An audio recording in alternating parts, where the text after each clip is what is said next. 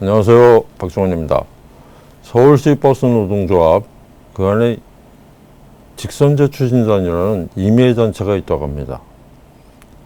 우리가 생각하면 직선제 개헌안 뭐 이런 기억이 떠오르는데요.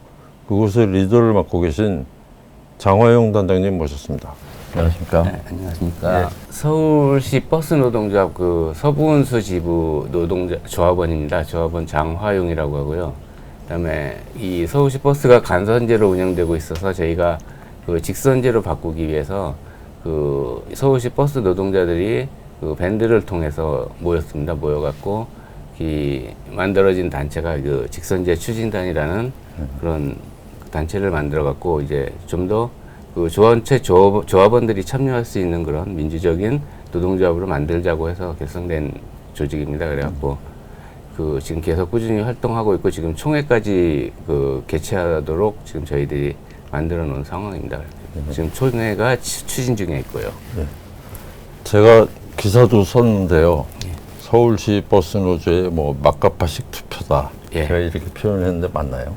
예, 어떻게 보면은 그 부결시키기 위한 그런 그 의도를 가지고 했다라고 생각이 들 정도로 그런 부분들, 그러니까 서울시 버스 기사들이 대체적으로 그 서울 외곽권, 그러니까 경기도 인접한 파주나 뭐 의정부, 차고지들이 그렇죠. 그런 그런 부분에 꽤 있는데 그런 회사 그 전에는 그러니까 각 지부에서 그 근처에 있는 지부에서 집회를 그러니까 투표를 하다가 파업 찬반 투표나 뭐 이런 것들은 전부 거기서 투표를 하거든요. 그러다가 이번에 요 것만 총회 것만 본부 저희 가롤동, 그러니까 동자동에 있는 그 서울시 버스 노조에서 전체 투표를 하겠다 이렇게 하는 거는 그러니까 우리가 근무 여건상 오전 근무 끝나고 그 새벽에 나와갖고 오전 근무 끝나고 일을 하게 되면은 한 보통 늦게 끝나는 경우는 한 3시, 4시 되거든요. 그럼 그거 끝나고 보통 3시간, 그러니까 왕복 3시간 이상 되는 거리를 왔다 갔다 하면서 투표를 하고 가라. 그리고 그 다음날 또 새벽 근무를 해야 된다. 이런 불합리한 여건이 이거는 투표를 막기 위한 그런 선거라고 생각을 합니다. 그러니까 규약상 그러면 이제 투표율 50%가 넘어야 일종의 말하자면 정족수가 된다는 것이죠. 지금 오늘까지가 투표인 걸로 알고 있는데 몇 퍼센트 정도 지금 현재 투표율 기록하고 있나요? 지금 현재는 한 20% 정도 예상을 하고 있는데요. 그 생각보다는 지금 그 먼 거리에서 지금 그 피곤한 몸을 갖고 오는 기사들한테는 거의 한 저희들이 뭐 생각했던 것보다 이상으로는 많이 왔다고 생각해요. 그러니까 처음에는 한 10% 정도를 예측을 했는데 그 정도로 어려운 상황인데 그래도 그 회사에서 투표하고 간 우리 동료들이 가갖고 얘기하고 전하면서 이제 좀씩 많이 늘어놓은 추세고 생각보다 오늘은 아침 새벽부터 와서 줄을 서 있다라는 얘기를 들었어요. 그래갖고 지금 그래도 많이 이제 조합원들한테 그거에 대해서 이제 많이 전파가 되고 있다라는 그 부분에 대해서 저희는 많은 이제 다른 거보다는 우리가 이제 어느 정도 성공을 했다라는 그런 생각을 갖고 있습니다. 지금 보면 뭐 65개, 뭐 새로 늘어서 67개 이제 버스 회사죠. 일반인들이 생각할 때는 시내버스 회사가 있고 거기에 조합원이 한 18,000명 정도 된다고 하니까 기사님들 전체가 다 지금 노조원인가요? 노조에 가입돼 있나요?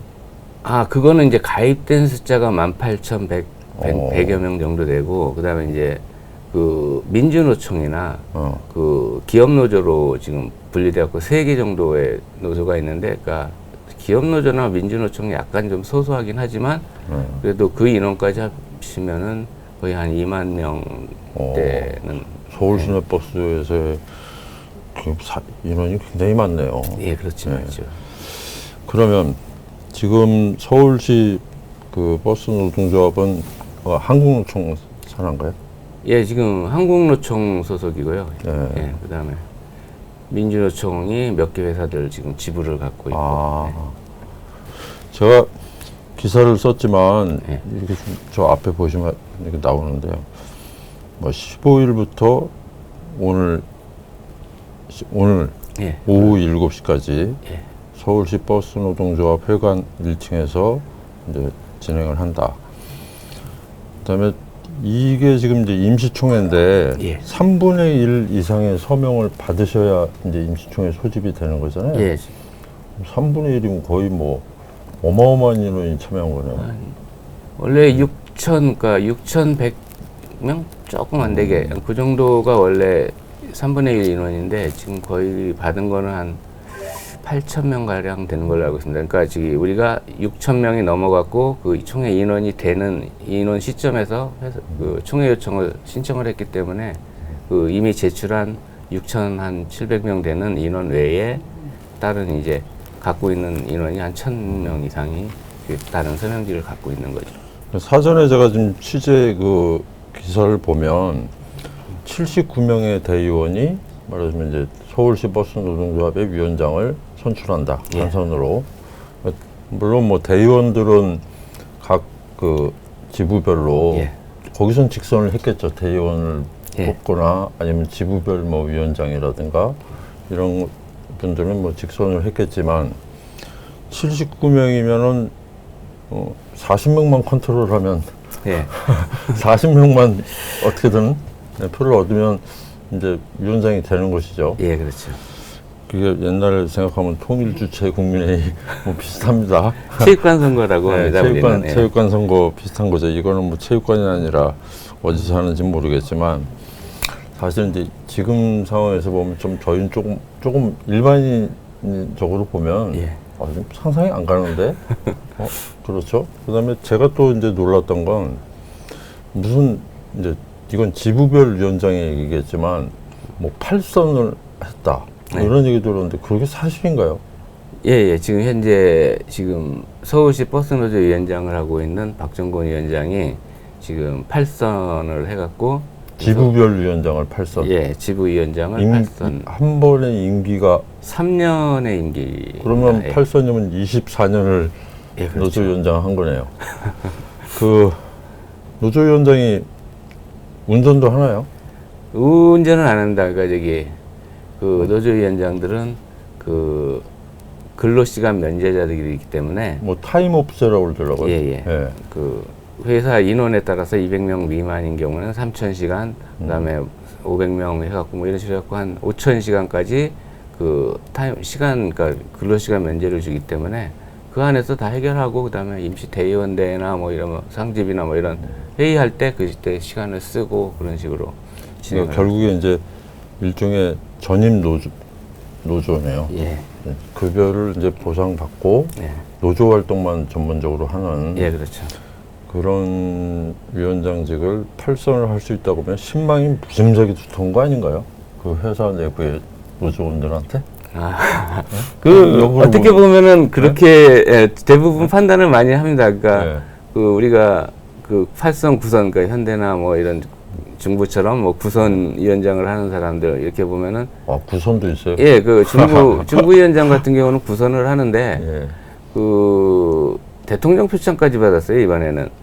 근데 그게 아마 그 본조에서 그 추천을 해갖고 한 걸로 알고 있는데 그 의외로 그 지부에 가보면은 실질적으로 그런 회사들이 좀 더 그 근로 여건이 나아지고 복지가 좋아지고 해야 되는데 그렇지 못하다는 그 조합원들이 상당수가 많습니다. 그랬고 불만이 많고 그러면서도 이걸 바꿔야 되는데 바꿀 수 없는 것 자체가 그 지부위원장들의 그 대부분이 그런 생각을 그 조합원에 대한 전체적인 그 근로 환경이나 복지를 우선을 하는 게 아니라 일단 내가 갖고 있는 조직을 먼저 꾸린다라는 거. 그러니까 51%만 딱 갖고 가면은 언제든지 당선되는 데는 지장이 없다. 그래서 회사하고도 뭐 긴밀한 상생관계를 사이가 상생관계요? 예, 그러니까 흔히 얘기하는 사용자고 노사 상생이라 그래갖고 그런 식으로 노사 상생이 아주 좋은 모델이네요. 그렇죠. 이게 뭐 좋은 모델이라고 얘기해도 되는지 모르겠는데 여하튼 우리가 추정은 할 수 없지만 여하튼 노조위원장이 8선 9선을 한다는 건 사실 상식을 좀 벗어난 것 같습니다. 예. 그러니까 그 더 큰 문제가 그 그 계약직이라고 하거든요. 그러니까 우리는 촉탁이라고 하는데 그 정년이 지나면은 우리가 버스 노조가 지금 63세까지 정년을 잡아줬는데 63세 정년이 지난 계약직 근로자들이 대부분 촉탁위원장이라고 하는데 이 사람들이 지금 거의 본부 노동조합의 핵심 국장급 이상을 다 앉아 있다는 소리죠. 그러면은 이 계약직의 문제는 1년 재계약을 해야 돼요, 매년. 근데 그 위원장에 한해서는 이제 회사에서 좀 뭔가 뒤에서 좀 그 연장을 그렇죠. 위원장을 뭐 임기 촉탁 기간 해지를 하게 동안은 되면 노사분규로 바로 번질 것 같으니까 임기를 뭐 보장해 주겠네, 임기 그렇지. 동안에는. 근데 작년 같은 경우는 그 범위 run수 같은 경우는 촉탁위원장이 1년 4개월 하고 4개월 만에, 그러니까 1년 4개월 만에 촉탁위원장이 됐는데 그 회사에서 계약 해지를 해버렸어요. 그러면서 노동조합 위원장의 자격을 상실하고 그러고 이제 다시 이제 보궐선거를 했거든요. 그러니까 그런 부분이 회사가 위원장을 그러니까 쥐어잡고 흔들 수 있다라는 그런 그러네요. 단점이 있거든요. 맹점이. 그러니까 63세까지는 일종의 정규직 노동자라서 회사가 어떻게 좀 뭐 근로기준법을 어기면서 뭐 그런 경우는 없지만 촉탁 이제 63세 이후에는 사실상 이제 퇴직을 해서 다시 촉탁으로 입사한 거라는 거죠. 근데 1년마다 계약을 유지하게 되면 이제 그러니까 촉탁 신분의 위원장이 탄생하면 만약에 사용자 쪽에서 위원장이 좀 비협조적이다. 그러면 계약 해지를 하면 그냥 일단 노동자가 아니니까 위원장 자격도 자동 상실한다. 자동 상실이 됩니다. 그럼 굉장히 문제가 있는 거네요. 그러니까 이제 촉탁 위원장들이 회사에 어떤 눈치를 보고 거기에 이제 따라갈 수밖에 없는 그런 형태가 된다라는 생각을 하고 있거든요. 그리고 지금의 서울시 버스노조 위원장, 그러니까 서울시 버스노조 위원장은 흥한운수 지부장 출신이었어요. 84. 그리고 이번에 올해 사업조합이라 그래갖고 그 회사 사업자들만의 그 조합이 있는데 거기가 아마 거기 사업조합하고 이 서울시 버스노조하고 모든 단체 협상을 하거든요. 그 시가 끼고 그러면서 단체 협상을 하는데 그 문제가 서울시 버스 사업조합 이사장도 이번에 흥한운수 그 조장우 사장님이 대표이사가 그 당선이 돼갖고 지금 이 서울시 버스노조를 흥한운수 그 사업조합과 흥한운수 지부장이 이렇게 겹쳐갖고 이제 모든 회의를 하게 되니까 단체 회의하고 하게 되니까 좀 그 예전에 그런 관계에서 크게 벗어날 수 없다라는 그런 문제점도 생기고 있죠. 제가 버스노동조합 홈페이지 가보니까 이게 엄청난 조직 같아요. 뭐 위원장, 사무처장, 사무처, 정책기획국, 뭐 산하, 뭐 어마어마한 조직인데 거기 위원장 정도 되면 어떤 대우를 받습니까? 그것 때문에 저희가 이제 연봉을 공개하라. 저 위원장하고 거기에 올라가 있는 국장들, 뭐 그다음에 직원들에 대한 월급을 공개하라. 그러면서 회계 자료 요청을 했습니다. 그래갖고 이번에 회계 자료 요청을 했는데 안 보여줘요. 그게 노동법상으로도 그 조합원이 요구를 하면은 당연히 그러니까 회계 자료는 보여주게 돼 있는데 회계 장부는 근데 안 보여주고 계속 버티고 있다가 이번에 저희가 이제 노동부에 그 진정을 넣고 계속 하면서 그 노동부 진호위까지 올라가 갖고 판결을 며칠 전에 받았어요. 제가 지난 며칠 전에 선거 전에 7월, 8월 중순경에 진호위 판결을 받았는데 그게 해당 없다. 그러니까 이유 없다는 식으로 저희한테 그러니까 승소 판정을 줬어요. 그러니까 볼 수 있게 공개해야 된다 이거죠. 공개해야 된다라는. 공개했습니까? 아직 안 하고 있어요. 그러니까 노동부 결정이 나도. 그렇죠. 아마 이제 항소하고 뭐 이런 식으로 뭐 나갈지도 모르겠는데. 그러니까 이제 불복하면 이제 법원의 소송으로 또 번져가겠네요. 그럴 수도 있겠죠. 근데 일단은 거기까지는 일단 저희가 해놓은 상태고 이제 어느 정도 협의를 하고는 있어요. 거기서 그러면은 어디까지만 보여주겠다. 그리고 뭐 이런 식으로. 그러니까, 저희 본주에서 얘기하는 거는 니네들 우리 순수 조합비로다가 올라오는 돈은 어느 한정돼 있고 나머지는 본주에서 따로 이제 수익을 얻어갖고 굴리는 거기 때문에 다 보여줄 수는 없다라는 그런 입장이에요. 아니 기본적으로 노동조합은 노조원의 조합비를 기반으로 예. 결국에 지금 이제 뭐 수익 사업 이런 거는 뭐 따로 노조가 한다는 거잖아요. 예, 그렇죠. 어떤 수익 사업이 있길래? 건물 임대 사업 같은 걸 하고 있습니다. 그러니까 임대 사업이라고. 예. 그 동자동 그 버스 회관 가지고 있는 거 외에 예. 그다음에 이제 다른 지역으로 이제 그 한 4개 정도 더 있는 걸로 알고 있어요. 그다음에 그래서 부동산 임대업을. 예. 그래갖고 재작년에 간물주네, 간물주. 예, 건물주, 갑주죠. 간물주네. 그러면 그런 그 부동산을 취득하게 된 원천적인 그 자본이라는 것도 사실은 조합원의 조합비 처음에는 조합비로 시작을 다 하는 거잖아요. 그렇겠죠. 그게 조금씩 쌓여서 뭔가 이제 조합원들의 부담을 줄이기 위해서 수익 사업을 한다. 그런 것까지는 이해할 수 있는데 결국에는 이제 원천적인 자본은 조합비로부터 시작하니까 그런 수익 사업 내역이라든가 수익 사업으로부터 얻은 수익을 뭐 급여를 얼마 어떻게 썼다든가 이건 다 당연히 공개해야 될 것 같은데 그거를 거부한다는 건 좀 이해가 안 가는. 그러니까 기본적으로 그 최소한 그 연봉에 대한 공개라든가 뭐 이런 것들은 필요하다고 보는데 그 지금 누가 얼마를 받는지 뭐 이렇게 저희는 전혀 모릅니다. 그냥 떠도는 이제 한간에 들리는 소문, 그러니까 이렇게 입으로 들리는 소문으로 뭐 국장급이 8천만 원 이상의 연봉을 받는다라는 그런 얘기도 들리고 그러니까 정확한 근거는 없지만 그런 얘기가 들리는 것 자체가 좀 너무 베일에 쌓여있는 비밀에 쌓여있는 이런 부분들을 좀 시원하게 공개하면 우리가 그 조합이 일을 열심히 하고 조합원을 위해서 진짜 일을 많이 하고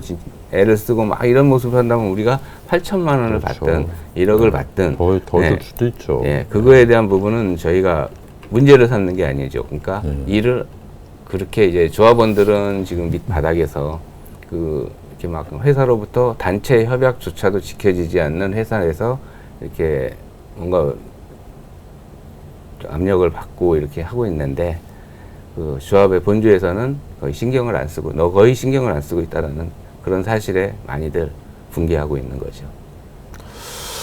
제가 이쪽 그 교육 홍보국장인가 뭐 이제 일종의 대변인 역할을 하시는 분하고 전화 통화를 해봤어요. 네. 근데 뭐 이제 4일간 이렇게 중앙에 집중시켜서 선거하는 게 뭐 일부의 의견은 투표율 저조를 유도해서 이 투표를 무산시키려고 하는 거다. 근데 자기들은 뭐 이게 처음이라고 그래요. 그래서 그게 처음이냐? 이제 뭐 총회는 이제 뭐 이런 식의 한 곳에서 모이는 총회는 처음이다. 투표는 그러면 전체적으로 직접 투표를 한 적이 없냐 그랬더니 그거에 대해서는 답변을 안 하더라고요. 그리고 이제 용산구 보건소는 이제 감염 위험 때문에 서울시 버스 노동조합 총회 등 관련 행사의 취소 또는 연기를 강력히 요청합니다. 이렇게 했어요. 그런데도 이제 뭐 그냥 강행한다는 거죠. 그러니까 이제 뭐 행정명령 이런 것 수준은 아니고 강력히 요청한다. 뭐 그런 정도니까 그냥 갈 수밖에 없었던 것 같고 중지 가처분 신청도 하셨다고 하던데. 예, 이번에 법원에 가처분 중지 신청, 그러니까 총회 자체가 그 기존에 하던 방식하고 너무 다르게, 그러니까 기존에 우리가 매년 그 파업 찬반 거의 파업 찬반 투표를 하는 경우가 많습니다. 그러니까 그 본주에서 어느 정도 타결이 되면은 그런 과정이 없는데 그 이제 아무래도 이 임금 부분이나 이런 부분은 예민한 부분이기 때문에 이걸 하다 보면은 자꾸 결렬이 되고 8차, 9차까지 결렬이 되고 그러면서 결국은 이제 파업 찬반 투표까지 하게 되는데 그 파업 찬반 투표는 거의 각 지부에서 나눠져서 그러니까 자기 회사에서 일하다가 중간에 한 5분이면 하니까 다 하고 뭐 이런 식으로 다 했었는데 이 총회는 처음 열리는 총회인데 이거는 그 본부에서 직접 하는 그 본부 투표로 강행을 하게 돼 버리니까 저희가 그거는 불합리하다. 뭐 그래갖고 그것 때문에 계속 많이 얘기를 했는데 결국은 안 되더라고요. 근데 법원 입장에선 그럴 것 같습니다. 총회를 뭐 하지 마라. 이것은 법률적으로 이제 좀 문제가 있는데, 제가 생각하기에는 이제 그 총회의 목적이 사실상 투표에 있는데 그 투표 행위가 제대로 이루어질 수 있느냐, 이 부분에 대한 판단은 좀 간과하지 않았나. 제대로 봤다면, 그 방식에 대한 문제까지 파고들었다면 좀 다른 가처분 좀 인용이 될 수도 있었지 않았을까. 네, 저희도 그거 내면서 거의 50대 50 정도로 보고 있었다라고 얘기를 했습니다. 그러니까 판사가 어떻게 판단을 하느냐의 차이인데, 그 기각 내용을 보면은 그 총회 기간을 4일이라는 기간을 주고, 그다음에 새벽 아침 7시부터 8시부터 오후 7시까지이기 때문에 그 대부분의 그 뭐 아무리 먼 회사라 그래도 2시간 정도면 올 수 있는 거리다. 그러니까 조합원들의 의지만 있다면은 거기를 못 오겠냐. 라는 그런 내용이에요. 그러니까 그게 참 말도 안 되는 게, 그러니까 그 오히려 이제 우리가 묻고 싶었던 게, 그 판사님께서는 야간에 작업을 하고 새벽에 또 이제 다른 일로 저기 의정부에 가서 투표를 하고 와라 그러면은 과연 할 수 있겠느냐. 뭐 그게 합리적인 그 부분으로 따지자면은 이게 거의 오후방 같은 경우는 불가능하다고 봐야 돼요. 그러니까 그러니까 밤에 새벽에 1시, 2시 끝나갖고 집에 들어가서 이제 뭐 대충 씻고 뭐 자면은 8시간만 잔다 그래도 아침에 거의 한 10시 뭐 이렇게 돼야지 일어나는데 10시, 11시 일어나갖고 또 오후 출근을 하려면은 이제 좀 식사하고 뭐 이렇게 준비를 해야 되는데 그 시간을 빼고 와서 투표하고, 그러니까 3시간 거리, 왕복 3시간 안 막힐 때 3시간 거리를 왔다가 가서 투표하고 대기하고 투표하고 그리고 다시 돌아와서 출근을 해라. 그러면은 투표할 사람이 그 거의 없다고 봐요. 그러니까 오후반 같은 경우는 특히. 그러니까 50%는 일단 못 한다고 봐야 되고.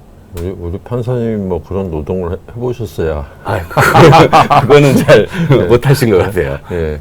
그러니까 일종의 이제 9시간, 제가 듣기로는 뭐 9시간 기준으로 뭐 이제 운전을 하시는 걸로 알고 있는데, 9시간을 우리가 출퇴근을 해보면 알지만 되게 뭐 한 2-3시간 정도는 출퇴근에 써야 되고, 그다음에 뭐 씻고 뭐 이렇게 하다 보면 9시간 노동이라는 게 사실은 뭐 거의 한 10몇 시간, 12시간 정도는 노동에 투여할 거예요, 아마. 그리고 자고 일어나는 시간까지 8시간 자고.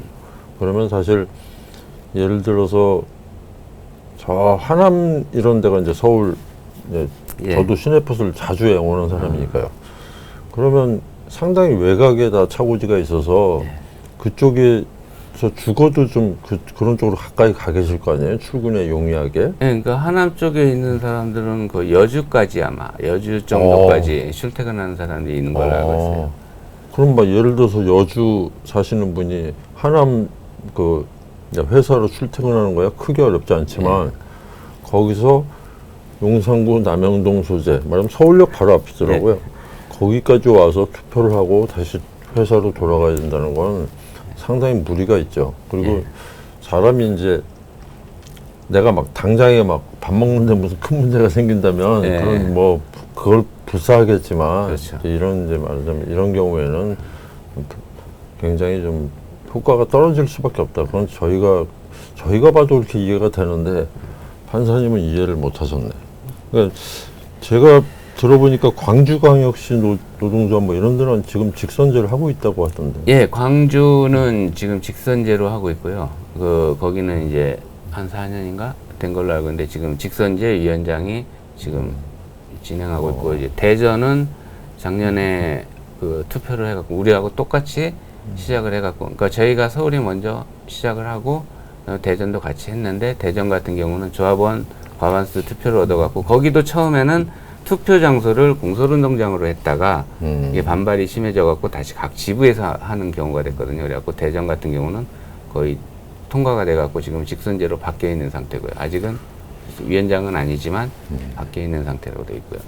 부산도 지금 똑같은 상태인데, 부산은 그 총회를 열어주긴 줬는데 그 조합원 총투표가 아닌 그 규약상 대의원대로 가름한다라는 그 한 가지 항목을 가지고 그 대의원들만 모여갖고 투표를 해갖고 기각을 시켜버렸어요. 그래버리니까 거기는 아직 이제 시를 상대로 소송 중에 있고요.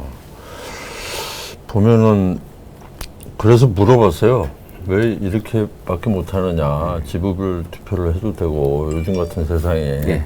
온라인 투표도 충분히 할 수 있는데 그랬더니 뭐 이제 각 무슨 뭐 투표 부정 문제 이런 게 우려돼서 못했다 이렇게 이제 말씀을 하시더라고요.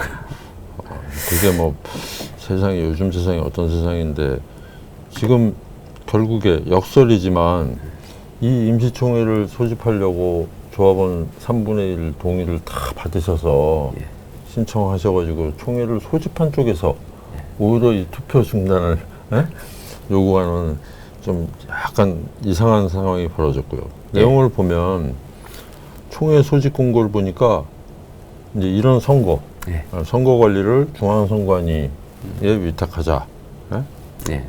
그런 것이고요.